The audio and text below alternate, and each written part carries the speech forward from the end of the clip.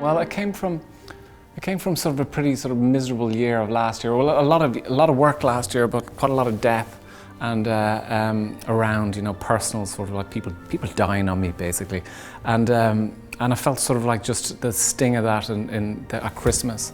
And then I found myself in January really wanting to do something about, like, you know, the human spirit, probably just for a little bit about for myself, just to keep me going. And I found myself, you know, writing this thing, which I suppose has got, like, you know, it's got strains and echoes of like what is sort of happening now in the world. Enda hadn't actually planned to write this play, and it sort of came to him in sort of January of this year. He started to write it, and then once he started it needed to come out. And then as sort of producers, you know, like, it is extraordinary. The play is absolutely beautiful, and we just felt it was a responsibility to try to get it on stage as soon as we could. So we're doing it in Galway this summer.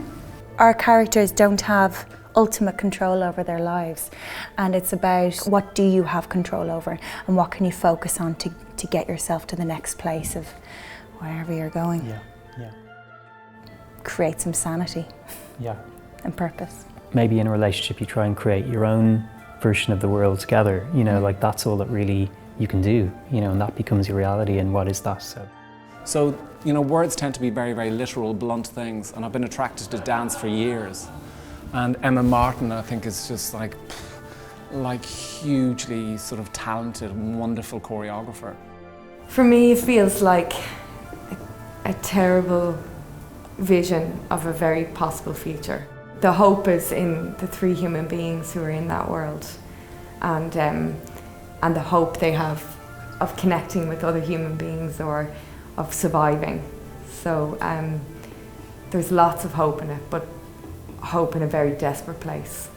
There's many, many ways to tell sort of stories, and theatre just isn't about talking heads and just people chatting to sort of one another. There's like the visuals, the sort of the sonic world of it, the amount of pressure that we could put on a body, and being able to tell a story about, in this case, this woman who's in this almost sort of solitary sort of confinement, what that does to her body and how can she survive in that, and how does she try and sort of escape that. And it's a fantastic thing to watch dancers sort of like, you know, and choreographers work. He's created this, you know, quite a terrifying world, I suppose, in a way, but it's also a world that, you know, where he does offer hope. Come with an open mind and I think you'll be blown away by this one. It's one of his best.